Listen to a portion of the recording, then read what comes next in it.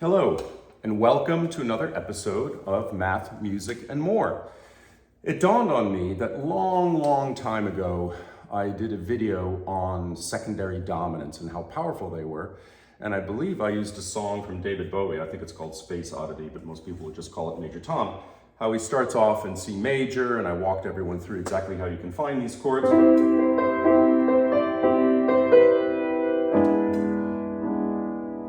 And then I went through the whole progression. And I introduced a secondary dominant, the 5 of 5. But I think I alluded to in that video the fact that there's something else that he does later in the song, which is fascinating, because he goes back and forth between the subdominant, in other words, the 4 chord, and that same chord, but with a flattened third, which would be a flattened 6th in the key of C. And I want to walk you through that because this chord is so fascinating. First, I'll do it in Space Oddity, and then I'll point it out in a bunch of other songs where you can find it as well.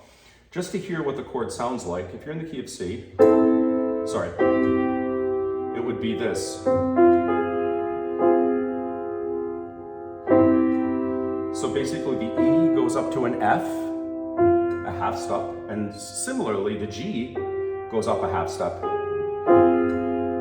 Now, some people could claim the reason why it sounds so mysterious and awesome is because you're basically just sliding down to a resolution. Other people could say it's almost like part of a half diminished chord.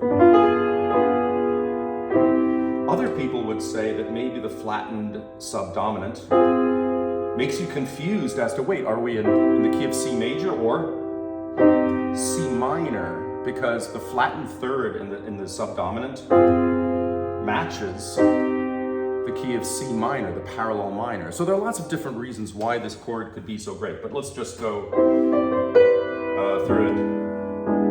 Then it resolves to the 6th.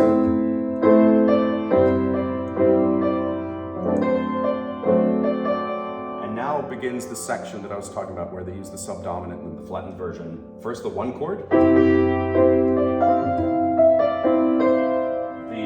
5 of 6, and then a surprise resolution to the F chord because it also has an A, just like the natural minor. Watch this.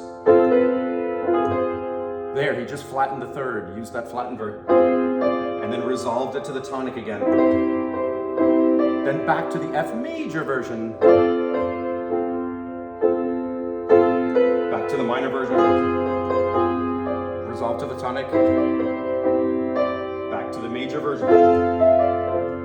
So he's constantly toggling back and forth. Is it F major? Is it F minor? Makes that piece so incredibly, I think, mysterious and intriguing. But I just wanted to point out, there are lots of other songs that do this too. Like, does this song sound familiar? Although it's a complete rip-off from a classical piece, but I love both versions. How does it go?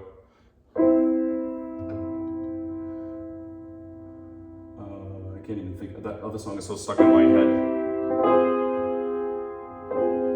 You know what I'll do a cartoon instead.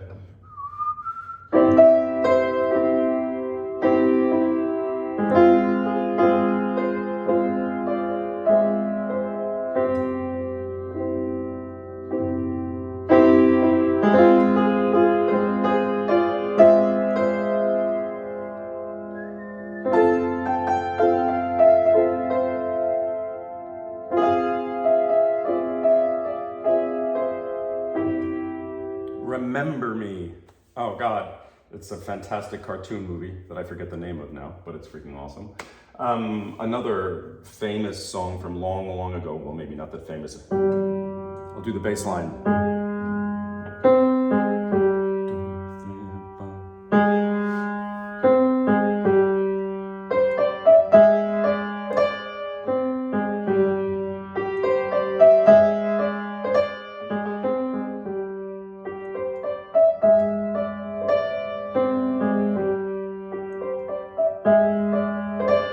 Giving away my age, that is Baby Hold On to Me from Eddie Money.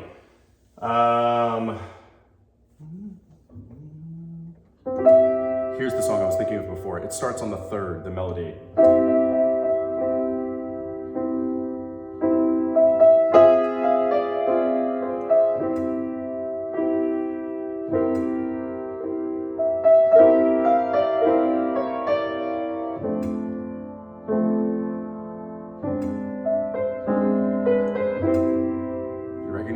another very, very old song. It's All By Myself from Eric Carmen, which is a note-for-note rip-off of one of the Rachmaninoff piano kind of concertos, which I can't remember, is it the second or the third? But anyway.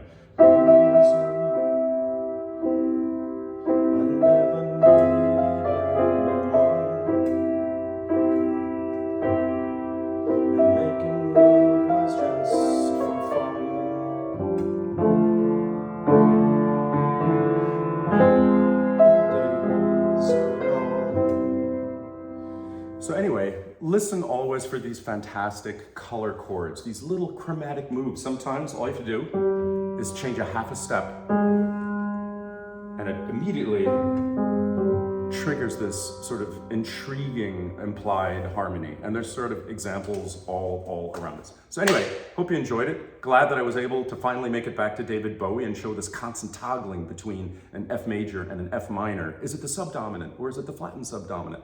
It's just brilliant. Anyway, enjoy, and I look forward to next time. Take care, everybody. Bye.